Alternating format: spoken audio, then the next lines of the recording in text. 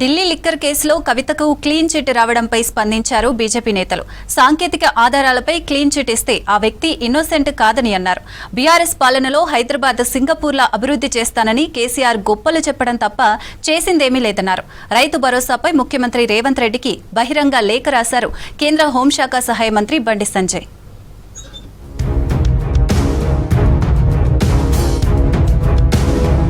Congress, MIM, BRS కలిసి బీజేపీని ఓడించే ప్రయత్నం చేశాయని ఆరోపించారు బీజేపీ రాష్ట్ర అధ్యక్షుడు రామచంద్రరావు. ఢిల్లీ లిక్కర్ కేసులో కవితకు క్లీన్ చిట్ రావడంపై స్పందించారు. సాంకేతికత ఆధారాలపై క్లీన్ చిట్ ఇస్తే ఆ వ్యక్తి ఇన్నోసెంట్ అని కాదన్నారు. దీనిపై సీబీఐ అప్పీలుకు వెళ్లే అవకాశం ఉంటుందన్నారు. ఢిల్లీ లిక్కర్ పాలసీపైన ఫిర్యాదు చేసింది కాంగ్రెస్ పార్టీని అని తెలిపారు రామచంద్రరావు. వీళ్ళ పైన ఈరోజు డిశ్చార్జ్ పిటిషన్ అది న్యాయపరమైన ప్రక్రియ. సాంకేతికమైనటువంటి ఆధారాల పైన కోర్టు ఒకరిని నిర్దోషిగా తేలిస్తే అది అమాయకత్వానికి వారి ఒక నిర్దోషం కారు అని చెప్పడానికి అది ఒక పరిస్థితి కాదు. దీని మీద సిబిఐ వాళ్ళ నిర్ణయం తీసుకుంటారు. బహుశా అప్పీల్ పోవచ్చు వాళ్ళు. రోజురోజుకు విస్తరిస్తున్న గ్రేటర్ హైదరాబాద్ ను అభివృద్ధి చేయడంలో బీఆర్ఎస్, కాంగ్రెస్ పార్టీలు విఫలమయ్యాయని విమర్శించారు కేంద్ర మంత్రి కిషన్ రెడ్డి. గత బీఆర్ఎస్ పాలనలో హైదరాబాద్ ను ఇస్తాంబుల్, సింగపూర్లా అభివృద్ధి చేస్తామని కేసీఆర్ గొప్పలు చెప్పడం తప్ప చేసిందేమీ లేదన్నారు. గతంలో ఉన్నటువంటి టీఆర్ఎస్ ప్రభుత్వం, ఇప్పుడున్నటువంటి కాంగ్రెస్ పార్టీ ప్రభుత్వం ప్రకటనలు మాత్రము చేస్తున్నారు తప్ప మాటలు కోటలు దాటుతున్నాయి తప్ప హైదరాబాద్ సంబంధించి ఏ రకమైనటువంటి అభివృద్ధి జరగదు.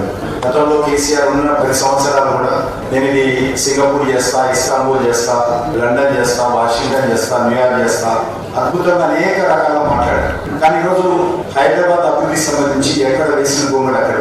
రైతు భరోసాపై ముఖ్యమంత్రి రేవంత్ రెడ్డికి బహిరంగ లేఖ రాశారు కేంద్ర మంత్రి బండి సంజయ్. మున్సిపల్ ఎన్నికలయ్యాక రైతు భరోసా వేస్తామన్న హామీ ఏమైందని ప్రశ్నించారు.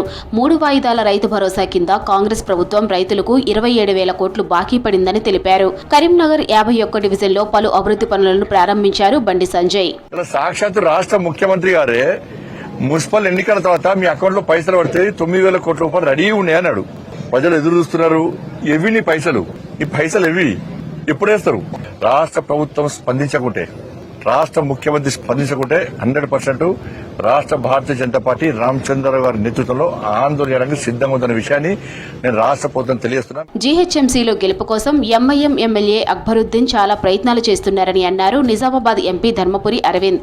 జాగృతి అధ్యక్షురాలు కవిత బయట ఉన్నా లోపల ఉన్నా తెలంగాణ పాలిటిక్స్ లో ఎలాంటి ప్రభావం ఉండదన్నారు. ఎవిడెన్స్ దొరకలేదు అన్నట్టు ఆమె బయటకు వచ్చి అనలేదు కదా, ఇవ్వలేదు కదా. ఆమె బయటకు వచ్చిన లోపల ఉన్న తెలంగాణ రాజకీయ వ్యవస్థకి ఒక ఓటికి అటు ఏమైంది లేదు. పేదల అపార్ట్మెంట్లు కూల్చి గాంధీ విగ్రహం పెట్టవలసిన అవసరం ఏముందన్నారు ఎంపీ రఘునందన్ రావు. ఎమ్మెల్యే అక్బరుద్దీన్ ఓవైసీ మత సామరస్యం కోరుకుంటే పాత బస్తీ సల్కం చెరువులో గాంధీ విగ్రహం పెట్టాలని కోరాలన్నారు. ఓవైసీ కాలేజీలను హైడ్రా ఎందుకు కూల్చడం లేదని ప్రశ్నించారు.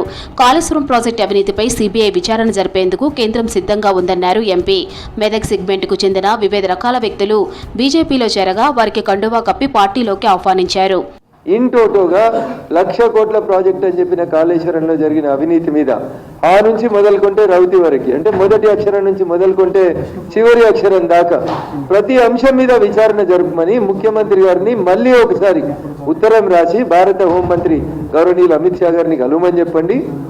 కోర్టు స్టే ఎత్తేసిన మరుక్షణం భారత ప్రభుత్వం సిబిఐ చేత విచారణ జరిపించడానికి సిద్ధంగా ఉంది. కుమ్మెర ఘటనపై సీఎం రేవంత్ రెడ్డి స్పందించాలని డిమాండ్ చేశారు ఎంపీ ఆర్ కృష్ణయ్య. బాధితులకు ప్రభుత్వం న్యాయం చేయకపోతే ఉద్యమాన్ని ఉధృతం చేస్తామని హెచ్చరించారు.